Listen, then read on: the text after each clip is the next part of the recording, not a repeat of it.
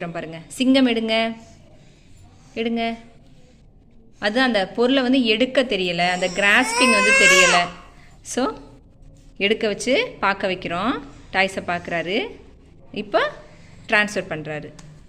Clap பண்ணுங்கள் எல்லோரும். Good.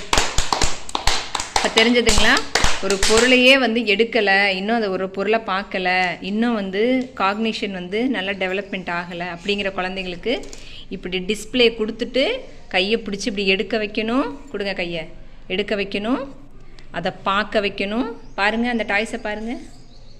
அதுக்கப்புறம் அதை உணர்ந்ததுக்கப்புறம் நம்ம அதை ட்ரான்ஸ்ஃபர் பண்ண வைக்கணும். இது வந்து எவ்வளோ நாளைக்கு கொடுக்கணும் அப்படின்னா, குழந்தை வந்து ஒரு பொருளை தானாக எடுத்து விளையாட பழகுறாங்க, அது நாள் வரைக்கும் நம்ம கொடுக்கணும். கிட்டத்தட்ட ஒரு 3லேருந்து 5 மாதம் கூட ஆகலாம்.